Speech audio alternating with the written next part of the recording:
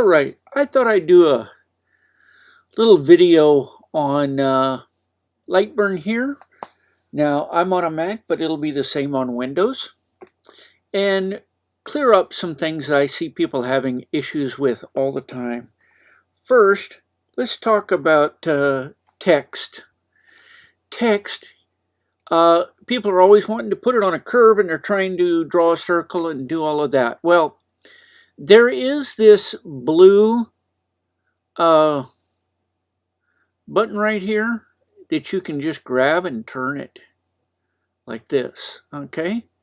Not only that, but you can grab this one down here and move it back and forth like that. Of course, you can make text longer or taller or rotate it. Now the blue circle, when you stretch it and stuff, may move, so it'll act different. So here's let's get back to where we were here. Let's get rid of this, and I will quickly draw a circle. Let's assume that this is going to be a coaster, and I go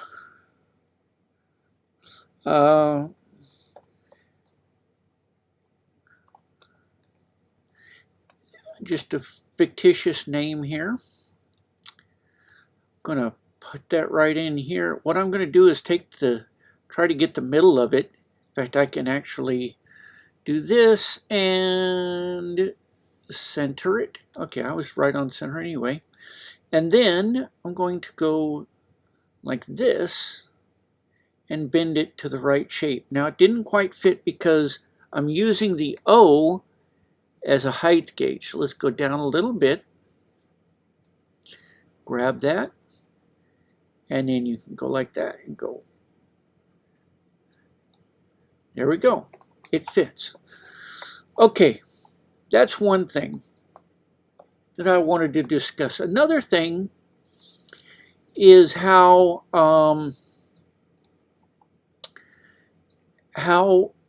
the cut tools work. Okay, here, I'm going to draw a rectangle. I'm going to draw a circle.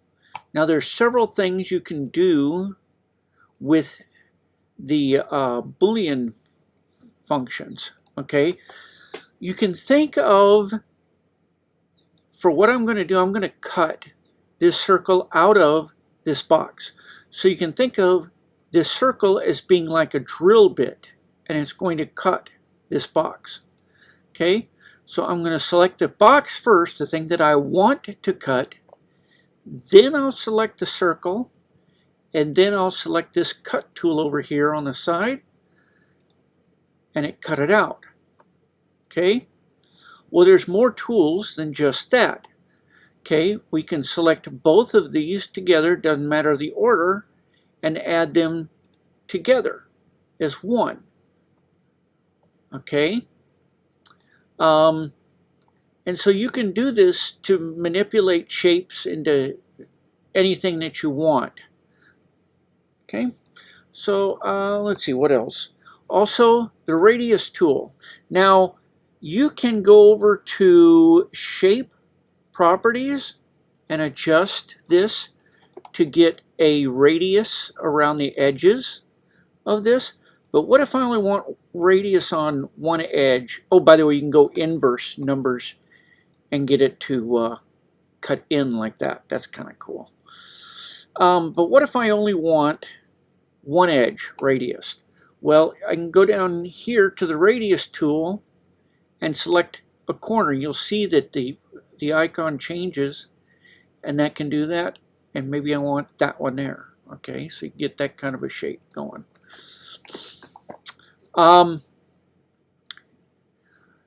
Let's see what else here. We got can't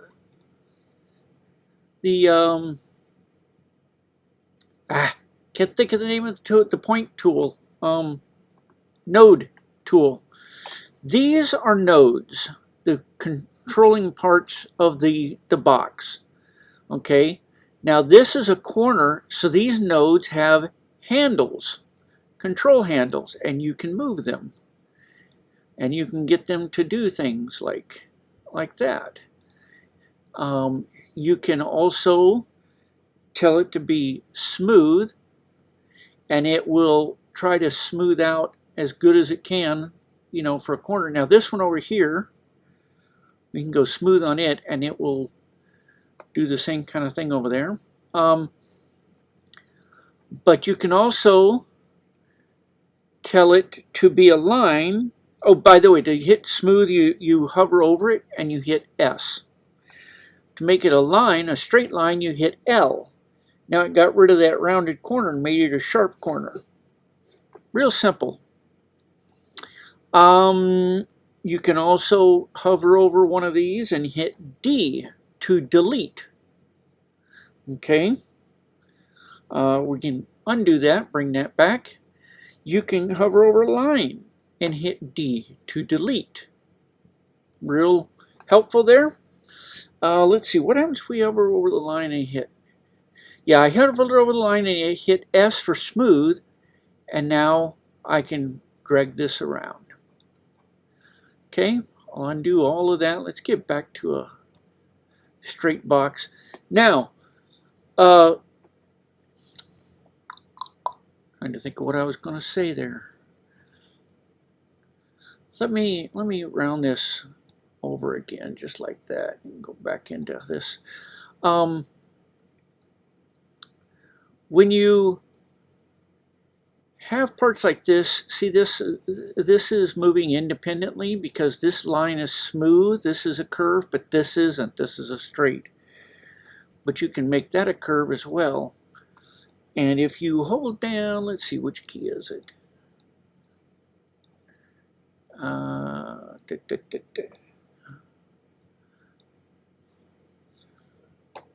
Okay, hit S again on it.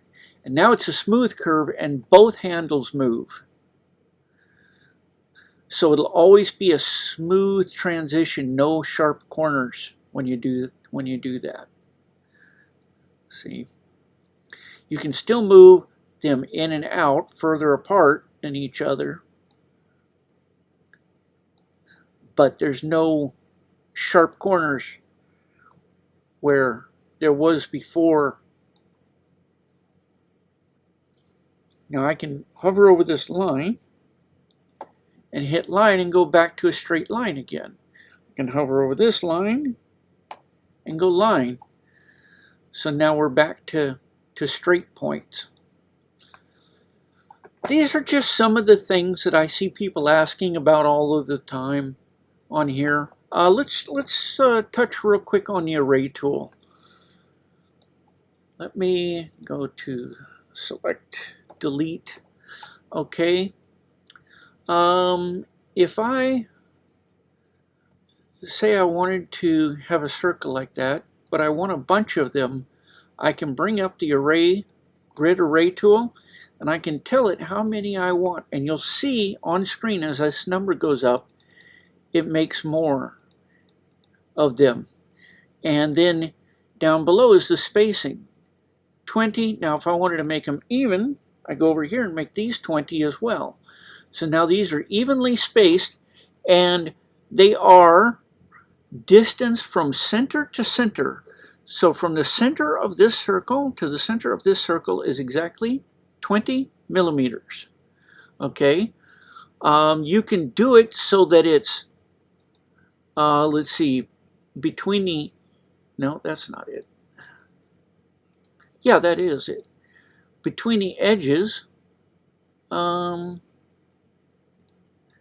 then change that to 20 if you wanted to. And if you do that, then of course there's 20 millimeters from this edge to this edge, so between those two circles. Okay. Sorry. Now, let's say you want to make a clock, and you're going to have these little tick marks on the clock like that. Okay, I'm not going to worry about exact spacing or anything else. There is a radial array tool. Now, if you just select the radial array tool, this is the number of copies here. So if we went up to like 12, but you see it just drew it right in a circle there. Well, you can set, this is the origin. In other words, where it's drawing it from. And it's like, well, that's going to be confusing, isn't it? Not only that, I didn't have this set to 360. This is the degrees that you want to go around. So we're going to go cancel, and then I'm going to select the outer circle and do array. And we'll go 360 and 12. And you'll notice that they're now spaced evenly and directly like a clock would be. That's because when I selected the outer circle, it gave the center, it auto-filled the center in here. And you'll see it says use last selected object as center. So there you go. Okay, now I'm going to experiment with something that I just, oops, I didn't really mean to get rid of that. I'm going to experiment with something I just noticed and see what happens here. Okay, I'm going to do that. Now what happens if we take that and select this and then go our rotate and we go 360 degrees. By the way, you can set that degree to anything. And then we go 12 like that. But now I'm going to go, oh, that's a variable, sorry. Okay, I don't know how to use that yet. Anyway, you get the idea. What else can we do here? We can draw, you know, things like this. Let's see here. You can set the number of sides on this to whatever you want. So if you want, oh, by the way, you can use this to make a triangle. Really easy, perfect triangle. I used to draw a square and then connect the two dots and then move it to the center, but this is much easier. So that's that. Now let's talk about something else here. Let's talk about optimization real quick. If you open up the optimization window when you're cutting, this is the remove overlapping lines feature right here. I don't know why that's not on by default. So what does that do? Well, I will show you here real quick. Let's say that I had a square and we're going to copy and paste it. I didn't mean to draw that one. And we go like this and we have them basically overlapping. Well, it's going to cut this full square out and then it's going to go back over and cut this full square out. The problem is it's going to go over this line twice. Well, what if you had 60 of these on there? It's going to do this extra cut twice on all of them. So you can go to optimization, turn off remove overlapping lines, and now it will cut one of these like that, and then it will only cut the rest of this one without cutting that same line again. So that's real helpful. Let's see. Let's pull up your cut menu here, and of course this is your speed here. This is your max power and min power. And then if you're cutting, you want to go to advanced and you want these two to be on. The reason for that is that the laser starts to move as the light's turned on, and you may miss a tiny section as the laser only goes like partway through the wood. So you'll have this little connecting bit. Well, if you turn this on, the laser will come on a split second before it starts to move. Okay, and then it will cut off a split second after it starts to move. Okay, now this is just kind of a random video, by the way. I'm just all over the place in here, but hopefully there's some nuggets of information in here that you can get. Now let's look at this, and I want to explain something else here. If we go to preview, this is being filled, okay? If we go to preview, people want to know, what is this red stuff on the outside? Well, this is where the laser head is going to move. The laser cannot just go really fast from here to here, stop instantly, and then turn around and come back. It has to slow down and stop and come back. So this is the extra that the laser goes. Now you see how much that is on there.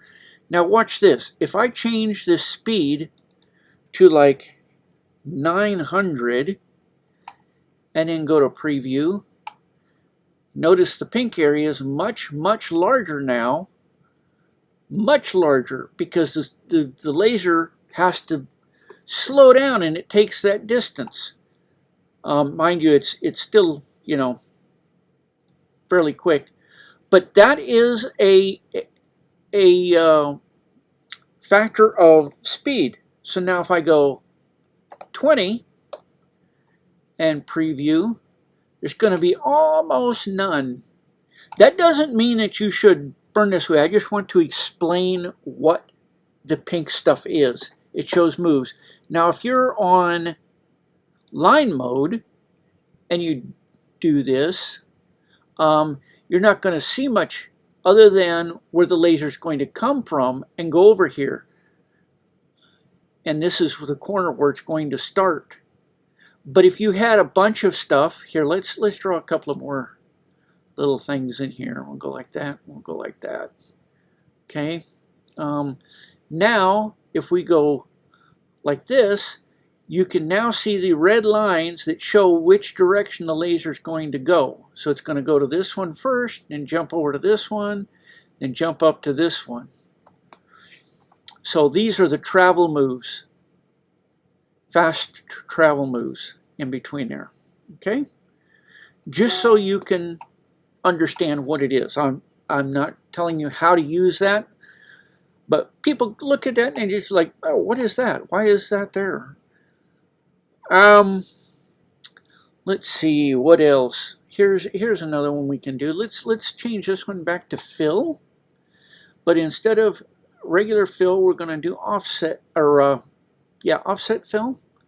Now, if you look, you'll notice that it looks like a spiral going this way, this way, this way, this way, and then it'll keep doing that until it's at the center. Where if you use a normal fill and check it, you can see the lines go left and right, left and right, left and right. So it's just another fill type. There are some places where that other fill is much faster. In fact, let's check this out. This fill is 43.23 seconds, okay? Or is that 43? Yeah. Wait. Is that 43 minutes? Oh, yeah, because I got the speed way down. Okay, let me turn this up to about 200, which is where I normally cut at, or engrave at, I should say. Okay, so this is 6.03 seconds. No, 6 minutes. I'm getting screwed up there. Okay, now let's set it to offset fill and look, and it's 5 minutes 50 seconds instead. So in this case, a square, it saved a little bit of time. Where it's not going to save time is when you have a unusual shape that's, you know, something like this. It won't necessarily save you time. But if you're just doing squares and circles and lines and things like that, it may save you some time. Okay, I'm going to cut this video out now. If you guys have any more questions about Lightburn, I won't claim that I'm a complete expert on it, But for CO2 lasers, I know probably 80% of what the program can do and how to do it.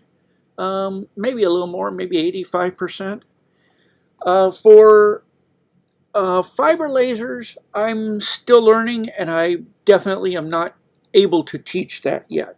But if you want to see more about Lightburn and doing this stuff, give me a like, say something in the comments down below, and subscribe, and I will make more. If you say, hey, how do you make this, or how do you do that in this, I will help you out, and I will help figure it out. If I don't know it right off the bat, I'll help you figure it out.